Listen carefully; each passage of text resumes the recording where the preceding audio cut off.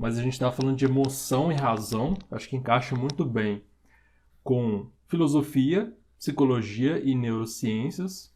Um dos comentários que fizeram lá era sobre, que a gente acabou conversando, o pessoal do chat também, sobre o limite da razão, os limites da razão ou o quanto que a emoção afeta a razão. E desde o começo da história, desde os gregos lá, a gente já tinha muita discussão sobre emoção. Eles chamavam mais de paixão naquela época. Será que meu vídeo travou? Voltei. Eles chamavam de paixão. Então, às vezes eu compartilho lá no perfil de psicologia alguma coisa sobre, por exemplo, controlar suas paixões, coisa que o Sêneca falava. Sêneca era um estoico.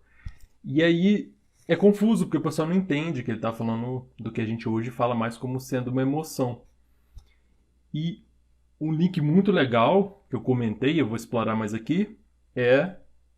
Muita gente faz, mas o Antônio Damasio, eu gosto que ele pega bem nesse ponto, que é sobre a influência da emoção na razão, na cognição.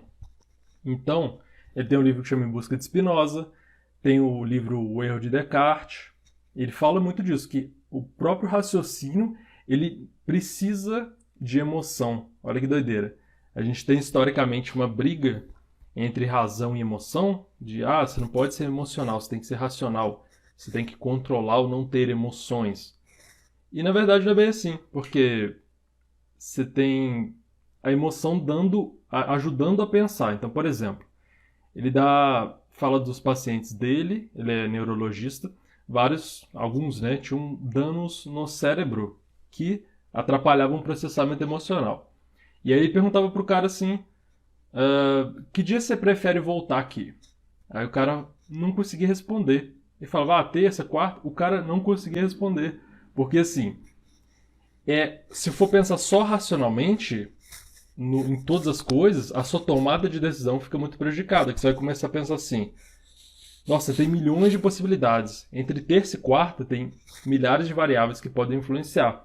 E a emoção, ela dá um peso na tomada de decisão que pode ser simplesmente eu estou querendo mais na terça, ou sinto que é melhor na terça. Então, esse sinto, ele ajuda a tomar uma decisão. Então, isso que é louco, porque assim, ele fala assim, não é para jogar fora a emoção, pelo contrário, a gente precisa dela. Claro que com limites, né? Também a emoção pode ser destrutiva.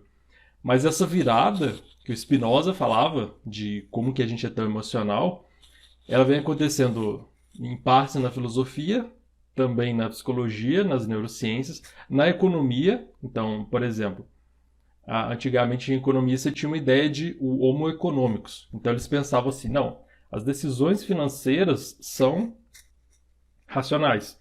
Então, um cara, estou estudando o mercado, comportamento de alguém relacionado a dinheiro, consumidor, qualquer coisa.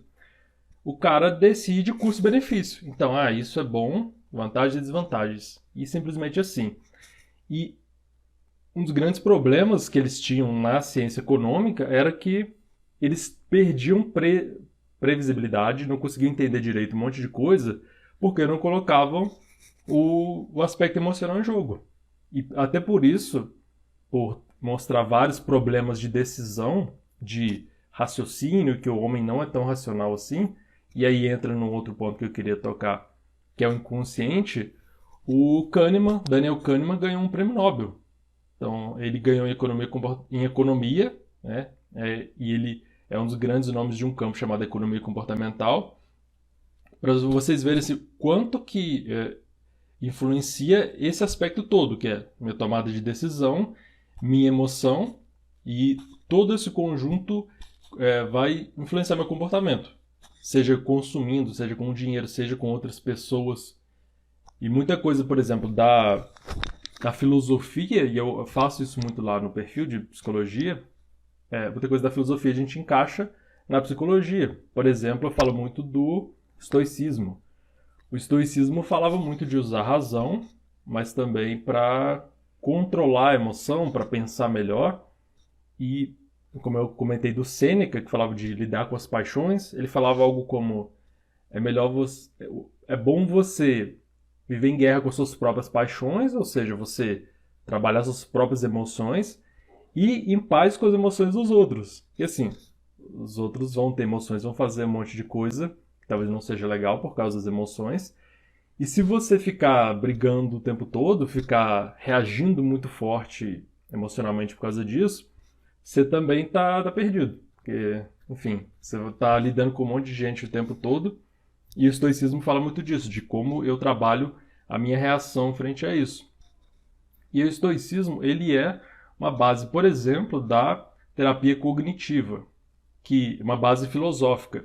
Aquela frase do Epicteto que é não são as situações que me afetam, mas a minha interpretação das situações, ela é básica para isso. E ela é básica, sim. É importante também ver o limite dela e entender direito, porque eu já fiz isso também de conectar as três áreas, a biologia, né, principalmente neuro, psicologia e filosofia, por quê? Quando a gente tem um estímulo do mundo, a nossa resposta ela pode parecer automática. Por exemplo, alguém te ofende. Aí você pode ficar com raiva. Você pode pensar, mas é lógico que eu fiquei com raiva, porque a pessoa me ofendeu.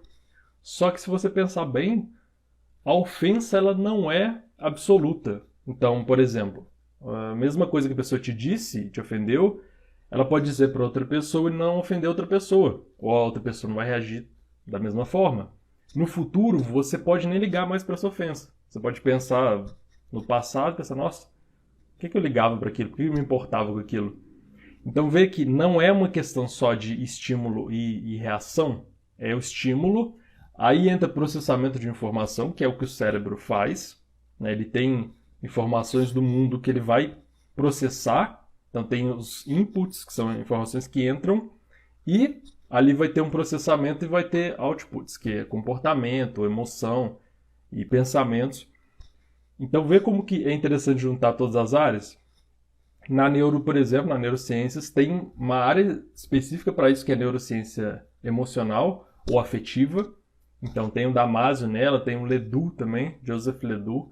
Um monte de gente que trabalha pensando nisso, que é como que a emoção está afetando a razão, na verdade, como ela está afetando tudo. Porque, por exemplo, na parte do inconsciente, que acho que é um tema que o pessoal gostou, que a gente mencionou, a emoção ela é inconsciente, a princípio. Então, por exemplo, eu vejo, tô na floresta, sei lá, fazendo o quê, vejo um urso. Aí a emoção vai ter um monte de resposta fisiológica no meu corpo. Por exemplo, sangue vai para meu corpo vai se preparar para correr. Ou, né, luta ou fuga. Lutar com o urso não vai dar muito certo. Então vai se preparar para correr. E aí, todas essas reações fisiológicas, elas são inconscientes e elas são rápidas. Então a emoção tem a vantagem porque ela é um programa de ação rápida. Que é, o seu cérebro, né, eu falei lá que mais de 90% do processamento de informação do cérebro é inconsciente. Então, o seu cérebro vai fazer todo o processamento de informação visual, auditiva, olfativa, tudo, né? Vai lidar deu pau aqui no assistente. Aí, meu cérebro vai lidar com isso tudo e ele automaticamente vai gerar no meu corpo respostas fisiológicas, cognitivas, vai fazer eu pensar, pô, um urso, vou morrer, sei lá, corre. Comportamento, correr, fugir, lutar, congelar. Então, tudo isso depende de como o meu cérebro processa essas informações. E aí, a emoção, ela faz todo esse papel. Por isso que ela é tão importante também. Porque se a gente for esperar a razão, eu posso estar lá na floresta olhando um urso e falar, é um urso. Mas será que é um urso? Será que ursos existem? Será que o mundo existe? E a gente vai chegar lá no Descartes, na dúvida hiperbólica. Eu chego num ponto que, tá, eu só posso ter certeza da minha dúvida. E não sei, meu corpo pode estar me enganando. Aquele urso ali pode ser falso. Ou no Berkeley, que era ele era um... E ele falava de uma idealista radical, essa é a palavra. Que ele falava assim, não sei se o mundo existe. Como é que eu sei que todo mundo é real? Por que não é todo mundo um sonho? Olha que loucura. Mas a filosofia é doideira. Eu gosto pra caramba da viagem. Mas, se você ficar pensando se o urso é real ou não, você vai ser estraçalhado na real mesmo. Seja uma ilusão ou não na sua cabeça. Então, o nosso corpo ele tem vantagens de agir de forma inconsciente e usando emoção, principalmente muito para ter respostas rápidas. E parece com Descartes. Na verdade, o Descartes falava isso, né? Que eu duvido, logo sou. Ele só sabia disso. E na filosofia tem outros caras que falam disso. Por exemplo, o Hilary Putnam, que é um mais moderno, ele tem o experimento do cérebro numa cuba. Então ele falava assim, tá, e se eu sou um cérebro, uma cuba é um pote, uma bacia, e tem um cientista que ele plugou um monte de eletrodo no meu cérebro e ele está mandando sinais para o meu cérebro, porque o processamento, toda a produção, tudo que eu penso e sinto, depende do cérebro. Então, se esse cientista maluco está jogando tudo direto no meu cérebro, como que eu vou saber? Sabe, se para eu saber do mundo, eu dependo de estímulos do mundo, se o cara tá mandando estímulo e tá parecendo que é real, eu não sei. Igual Matrix também. É a mesma coisa. Matrix, assim, na real, os caras são bateria de máquina. Então, os caras estão lá deitados, dormindo, e Matrix é uma produção no cérebro deles. Matrix, para quem não viu, veja. Matrix é obrigatório para quem curte filosofia. Toda Matrix, que seria, por exemplo, nosso mundo seria uma Matrix. Então, tudo isso aqui são dados, são informações, a gente está num programa de computador, que é a Matrix. Então, tudo isso está sendo produzido, a gente está percebendo isso. Então, a gente não tem como saber, a gente não tem como garantir isso. Só que, assim, considerando, estamos na Matrix ou não, somos cérebros numa cuba ou não, o urso é uma alucinação ou não, para a gente sobreviver na realidade, ou sei lá, na nossa alucinação, a gente precisa ter respostas rápidas. Então, essas respostas emocionais ajudam muito. E inconscientes. Então, por exemplo, acho que o inconsciente processa 11 milhões de bits de informação. Só o sistema visual acho que são 10 milhões de bits. Ou bilhões. É muita coisa. Então, assim, se a gente for fazer todo o processo de pensar em tudo racionalmente ou conscientemente o tempo todo, a gente não se move. Porque, por exemplo, a gente tem a parte inconsciente, a memória de procedimento, ou procedural, qualquer coisa, ela é inconsciente. Então, por exemplo, se você aprendeu a andar de bicicleta, dirigir um carro, qualquer coisa, com o tempo isso virou um procedimento que foi automatizado e está no seu. São processos inconscientes agora. Então, vocês já dirigiram, vocês já viram que no começo é uma desgraça, que você não consegue fazer nada, porque você tem que fazer muita coisa ao mesmo tempo, é muita informação, e você tem que conversar com gente que está do lado, e tem que passar marcha e volante, não sei o que tem. Como é que a gente consegue dar conta disso depois e ainda ouvir rádio e falar no telefone, né? Dá para fazer um monte de coisa ao mesmo tempo. Porque a maior parte daquilo já está inconsciente. Então a gente está processando aquilo ali sem a gente perceber que o inconsciente é que não vem à nossa cabeça, né? Não vem à nossa. A gente não vê na nossa cabeça. Então está tudo ocorrendo. Aí a bicicleta e o carro são exemplos de coisas que você tornou inconsciente e você vai fazer aquilo ali facilmente, aquela parte toda. Por isso que é importante também.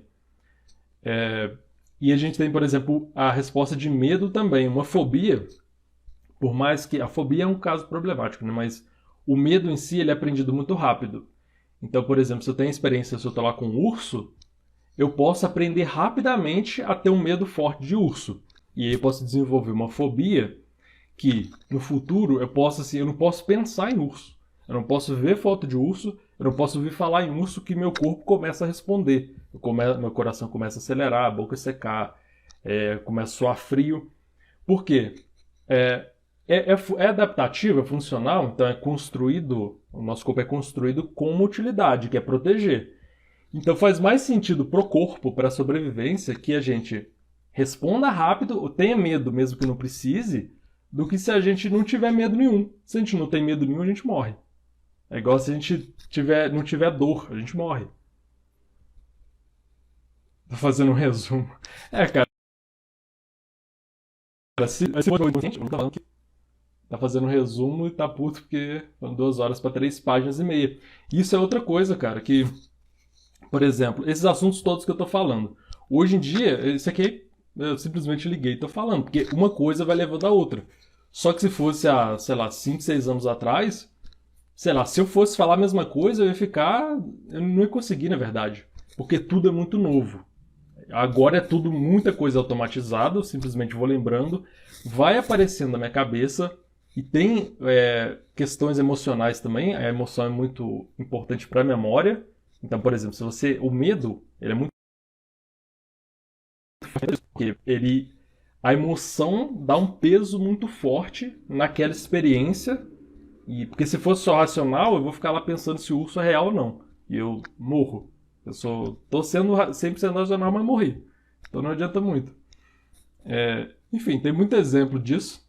Eu só queria trocar uma ideia com vocês, aproveitar que tava fervilhando aqui na cabeça, um monte de tema, e aproveitar a emoção também, porque, né, às vezes eu tô animado, o corpo tá mais agitado pela live anterior, e às vezes se eu esperasse, eu ia falar, deixa quieto, a emoção já baixou, eu não tenho esse peso mais, eu posso pensar racionalmente, vou fazer a live, vai ser legal. Mas não vai ter o peso da emoção dirigindo meu pensamento. Então a emoção é fundamental. Era isso que eu tinha para falar com vocês.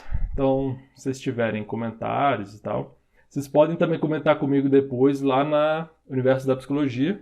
O link está aí no perfil. Podem mandar direct lá. E a gente vai trocando ideia. Abraço, pessoal. Boa noite.